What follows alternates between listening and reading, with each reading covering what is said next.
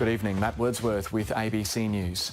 The Morrison government is putting more than $750 million worth of tax cuts available from July at the centre of its bid for a third coalition term in office. In his first budget, Josh Frydenberg is booking the first return to surplus since the global financial crisis of 2008. And if he can get Parliament to pass them tomorrow, he's offering the prospect of tax rebates for more than 4 million Australians soon after next month's election. From Canberra, here's National Affairs correspondent Greg Jennett. With little room to move and little time to sell it, an election winner? Josh Frydenberg's manoeuvred himself closer than anyone towards the surplus that's eluded 4 treasurers before him. First budget, yeah. Well, Australia is back in the black. All going to plan, the books will be out of the red and back in the black in 15 months' time. By $7.1 billion in 2020, 11 the year after, climbing to almost $18 billion before trailing off to 9. Spending less than it earns over a decade is meant to draw debt down from $500 billion and wipe it out completely over a decade. They're long-term projections for a budget that strives to tackle short-term problems, and very quickly. The return of tax relief to taxpayers and, if it works politically, the return of the Morrison government next month. It's an expensive business coming in 2 steps. Almost immediately in July, low and middle income earners not only get the $530 tax offset promised last year, it'll now be doubled, up to $1,080 for eligible singles, $2,100 for families with 2 incomes.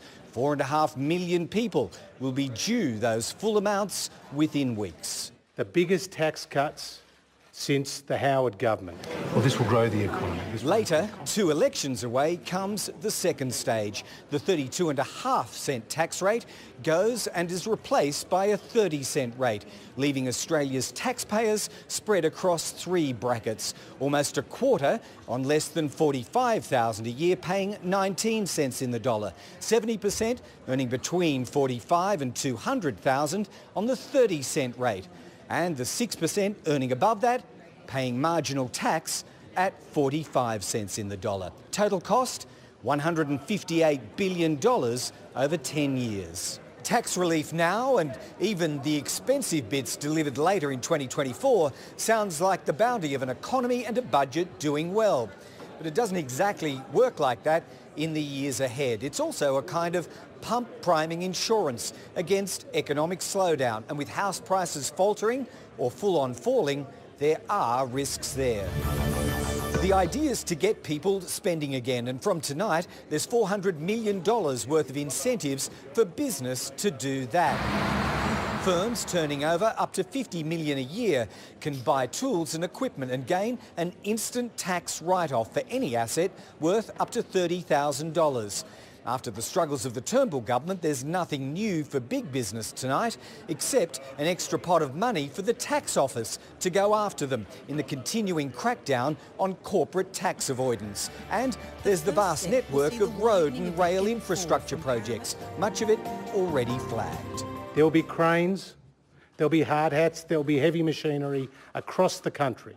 Tax cutting is expensive business for the budget, which means this one's relatively narrow in where it casts its money. Even so, it does deliver what's left to causes far and wide.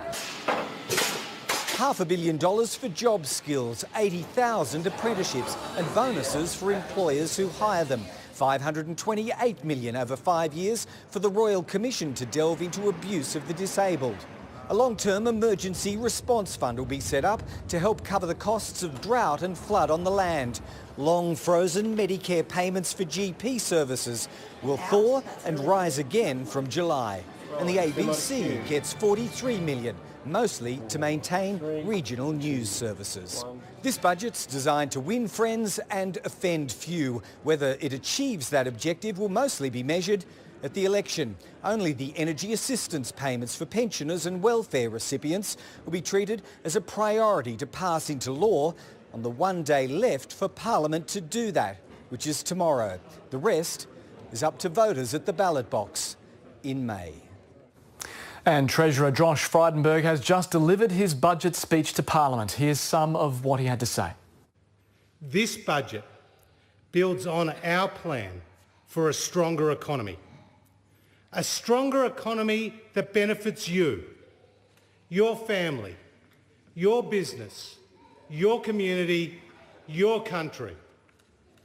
The plan I outlined tonight does this in 3 ways.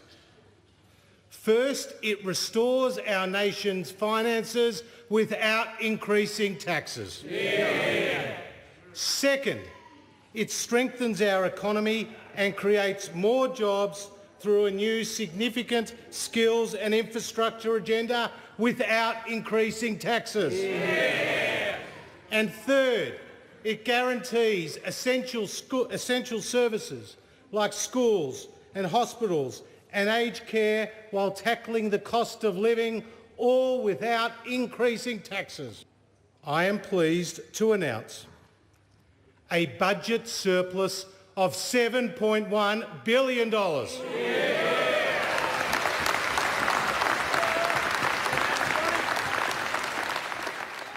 A total of $45 billion of surpluses over the next 4 years. Yeah.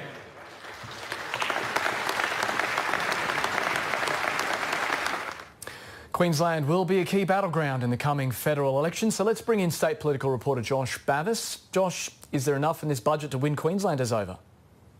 Well, Matt, you can imagine Queensland will feature at the forefront of the government's campaign. There are about a dozen seats with a margin of 5% or less here in Queensland. And we've seen these tax cuts. They're aimed at the working family, so that could garner some support in electorates like Longman, Dixon and Moreton. And we've seen some of the tax cut billboards popping up all over Brisbane. I have to add in there that most of those marginal seats are held by the coalition. We've also seen huge amounts of money promised for road projects, both here in the southeast and in regional areas. So that could get some support in electorates like Capricornia in central Queensland or Herbert in Townsville. Scott Morrison has made a concerted effort to be seen here in Queensland far more than his predecessor, especially over the last few months. But the state government has been unrelenting in its campaign against his leadership. It's now up to Scott Morrison and Josh Frydenberg to sell their budget to Queenslanders without letting their critics steal some of the limelight. All right, Josh Bavis, thank you. I bet we will see a lot of them.